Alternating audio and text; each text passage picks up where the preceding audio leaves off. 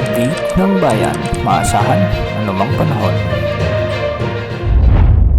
Magandang hapon po sa ating lahat. Narito ang weather update ngayong araw ng Martes, April 2, 2024.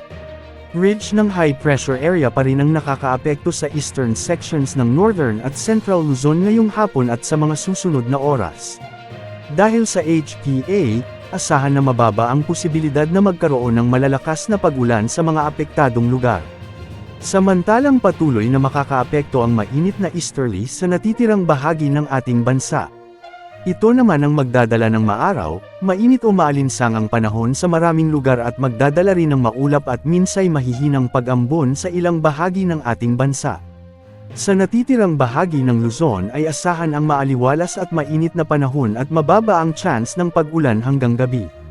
Sa kasalukuyan ay maaraw at mainit ang panahon na inaasahan sa malaking bahagi ng Metro Manila, Southern Luzon at nalalabing bahagi ng bansa gaya ng Visayas at Mindanao.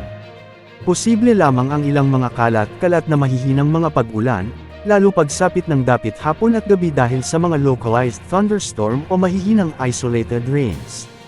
Kahapon na itala ang pinakamataas na heat index sa Dagupan City, Pangasinan, na umabot ng 45 degrees C.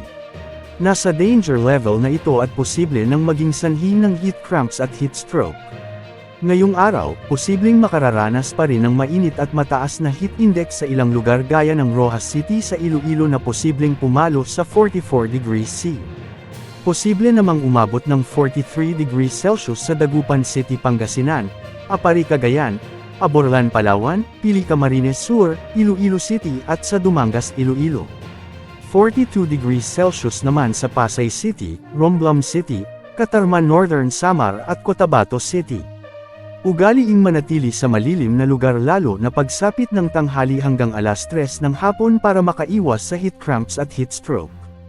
Dahil rin sa mainit nan panahon, maraming paaralan ang nagkansela ng pasok sa iba't ibang bahagi ng ating bansa. Samantala ay may namomonitor din tayong kumpol ng mga call-upon sa Dagat Pasipiko o silangan ng Mindanao at posibleng pumasok ito sa ating Philippine Area of Responsibility sa mga susunod na araw. Posible ito maging low-pressure area habang papalapit sa Mindanao at inaasahang magbibigay ng mga mahihina o minsay malalakas na pag-ulan sa mga susunod na araw sa rehiyon kaya maging handa sa mga lugar na posibleng maaapektuhan nito. Yan ang update sa lagay ng panahon ngayong hapon. Ito po ang weather update ng bayan, maaasahan anumang panahon.